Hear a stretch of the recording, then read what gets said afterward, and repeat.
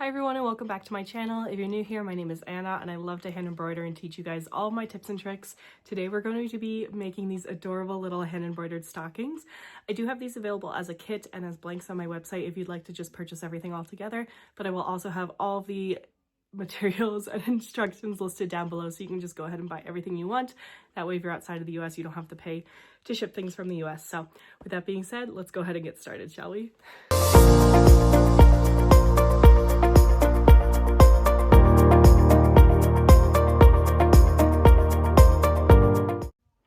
Okay, let's go ahead and get started with materials. I have a lot of things to go over, so let's just go through it quickly. The first you're going to need is a knit stocking of your choice. I have these in my shop, but I'll also have a few listed down below that you can get from Amazon. Yes, I already embroidered this one, just bear with me. I like this one because it didn't have an interior lining. You can do it if it does have an interior lining, it's just harder because you're embroidering through the yarn and the interior lining, so I like to look for these because they didn't have it. You're also going to need some way to put your design on your stocking, so I have three ways here to use Sulky. If you've never worked with Sulky, it is a water-soluble paper that you can print on. So I just printed these off in my regular printer. Everyone always asks like what type of printer you need. Literally anything works. I just recommend you test your ink on your stocking before you actually embroider anything. So in that case, I like to print out a little like black square of ink, stitch it on, wash it, and make sure that your ink doesn't bleed. Other than that, any printer works. If your ink does bleed, you could also just print off your design on like, say, printer paper if you want, and then trace with a water-soluble marker onto the Sulky. That way you don't risk ink bleed. But either way, I'm going to be doing Sulky in this, but if you want to do a marker, I have these Choco Ace pens. These are water-soluble as well, so you can just draw directly onto the fabric, and then they rinse away once you wash off your design. So these are a great option as well. But for the case of this video, I will be using Sulky. It is my favorite material in the world. And then I have a few different design choices. So what I did first was I measured my stocking. Excuse me. In this case, my stocking is about 18 inches long, but I really wanted to keep my design up here at the top, so I didn't want to go into the toe area. So I made sure my designs were no more than 8 inches long by 5 inches high. This can get a little tricky if you're doing a few names where like you're going up and then down. Like in the case of my daughter Oakley, I had a K and an L going up and a Y going down. So I had to really be careful about resizing all of my templates to match. But in this case, I printed off a name that is about 8 inches wide by 5 inches tall, just so it fits within this little box area. If I'm going to be embroidering a name like this on the body, I would prefer to use a weight 5 yarn, like this Loops and Thread Charisma. This is a weight 5 bulky yarn. I just found that it looked a little better mixed with the chunkiness of the cable knit. So for example, this is a weight 5 yarn I embroidered beforehand. I just think it looks better, but you could also do a weight 4 yarn with this name. If your name is more than 6 letters long, I would definitely use the weight 4 because the weight 5 is going to start to get muddled, but anything below like 6 or 7 letters, honestly, looks better with the chunky yarn. Just as an example, this is another one I did with a weight 4 yarn. You could tell it's just kind of a little thin and small compared to the chunkiness of the cable knit. I probably also made this name a little too small for this, but you kind of get the point.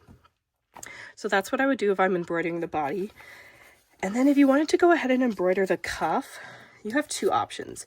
You can either do a full name like I did here with Aspen, and I'm just going to show you because the cuff is a little bit longer. In this case, it's about 6 inches. So I did have a little bit more room to work with to do Aspen. But again, if you have a name that's over like 7 letters long, it might be really hard to fit it up here. And you're definitely going to be want to use a weight 4 yarn if you're doing a name up here on the cuff. You cannot use a chunky yarn up here. It's just going to be way too muddled. So if you're doing a name up on the cuff, a weight 4 yarn. But if you want to do a monogram up here on the top, like this A, I could either do a weight 4 or a weight 5 yarn. I actually prefer the weight 5 yarn look. If I flip this over, that's what I did for this little A that's going out. So there you have it. So these are the 3 options I would do for my stockings and the respective yarns I would use them for. So that's covered. And the last thing you're going to need is needles. These are my absolute favorite. I use these for everything. They are a large eye sharp point embroidery needle. These are absolutely necessities if you're trying to get through the Sulky. People always say that the Sulky is hard to get through. It's usually because their needle has dulled or they're not using a sharp enough needle. Make sure your needle is super sharp. Okay, with that, let's get on to the video.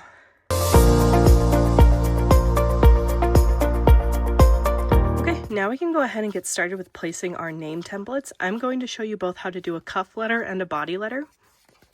So if we're going to be doing the body, you're just going to peel away the sticker portion of your sulky. So like I said, this is a sticker, it comes off, this is sticky. So I'm just going to peel this off and place it on my design. And I do kind of just want to center it, leaving a little bit of room at the cuff. And place it down really, really firmly. So there's that one. And then if you're going to be doing a monogram, this is my one trick for monograms. So if you're going to be doing a monogram, you just want to make sure that it's centered along the stocking. I like to just eyeball these, honestly.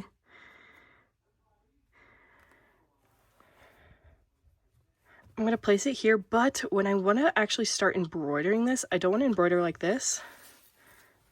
I'm just going to flip it inside out. So it's just a little easier to embroider on. So that's how I would embroider and stick on my sulky for both of these name templates.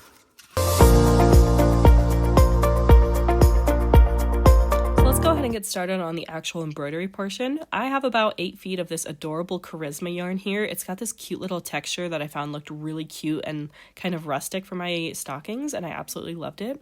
Usually I would just kind of thread my yarn onto my needle, just kind of using this normal method, but a lot of people seem to struggle with it with a weight 5 yarn. So let me go ahead and show you a little hack you can do if you're also struggling. I have just a plain piece of paper here, and I'm going to fold it in kind of like a triangular method here just to get a sharp point in that corner. So I'm just going to fold it along that line and then just kind of snip off a little bit just to make it more palatable to work with. I'm then going to take my yarn and I'm going to place it in between both pieces of the paper, making sure that my yarn is a little extended past the tip or the corner of that paper. I'm then going to cut off that excess yarn just so I can make a nice sharp point on my yarn. And basically we're going to push all of this through the eye of the needle. So I'm going to take both the paper and the yarn and push it through my needle.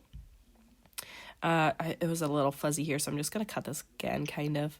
And then I'm just going to poke all of it through the eye of my needle. So the paper and the yarn is going through my eye. And then once I kind of pull it through, I rip off that paper and pull the yarn through, and it's nice and threaded for you. I like this method because I'm sure a lot of us have scrap yarn or scrap paper lying around that we can use this hack for, and you don't have to go out and buy a fancy needle threader. I mean, they're like $2, but still, I find they break a lot on my weight 5 yarns, and paper is usually just free at your house, quite honestly.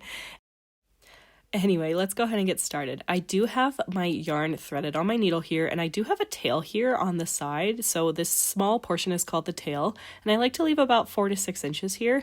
This is just so my needle doesn't pop off, but if it does start to kind of waver as you embroider, you can kind of just pull your needle back up. Anyway, we are going to get started by visualizing how we're going to do our name. So in this case, I'm going to come up here along the A, and I'm going to stop at this point on the S, and then continue my name, stopping down here on the P, continuing, stopping, etc. So I just like to visualize how I'm going to do the name.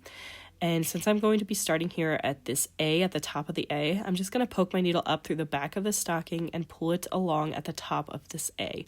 I am going to pull through all of my yarn pretty much, except for about 4 inches that we will utilize as a tail on the back. We'll tie that off with later, don't worry. But for now, just hold it with your non-dominant hand so it doesn't get in the way of your stitch work.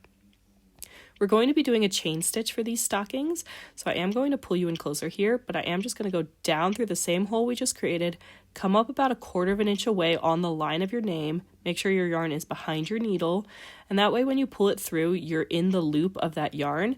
You'll notice here that I kind of hold the yarn with my left thumb so that it doesn't get caught when you're pulling it through, because sometimes if you don't hold it, it'll get caught in kind of the yarn you're pulling, so I just like to hold it until it's nice and secure.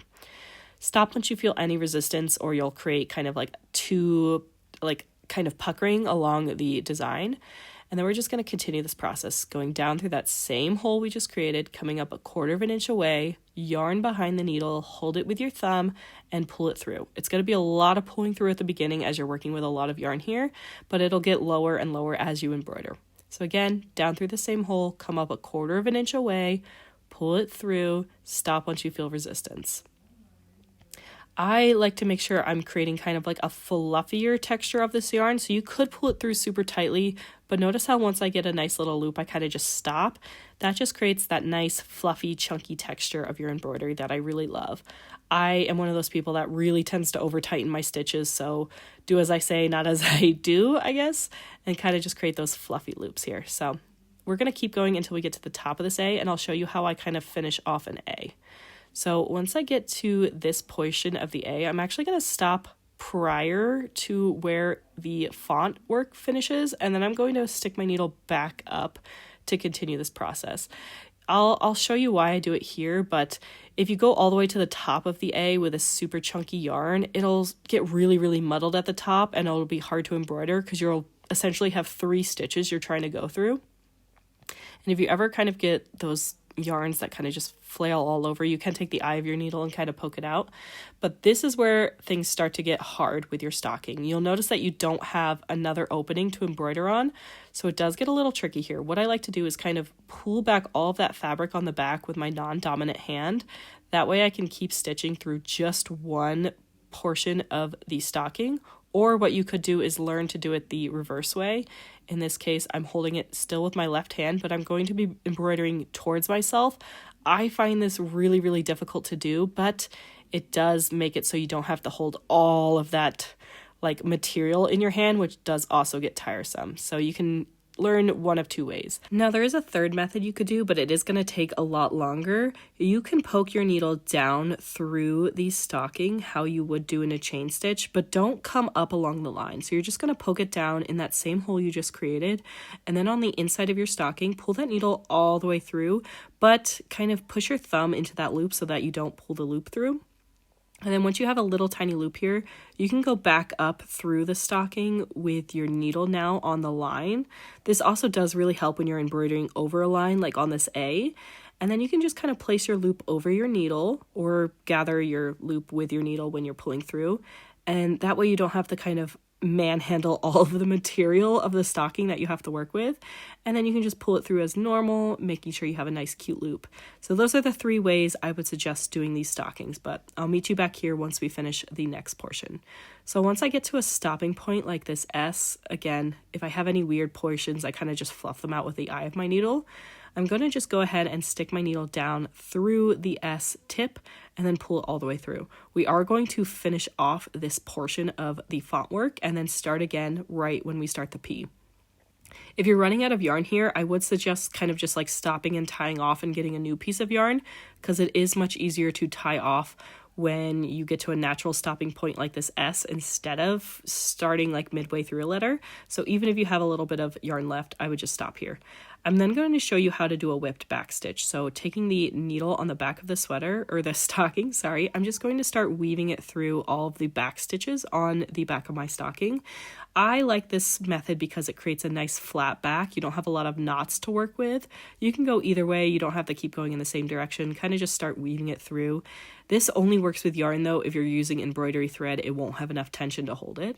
Once I get about like 6 or 8 stitches in, I can go ahead and cut it off. But if you don't have enough yarn to do the whipped back stitch, you can definitely just tie off with a triple knot there. But I've done both of my whipped back stitches, so now we can go ahead and keep embroidering our letter here.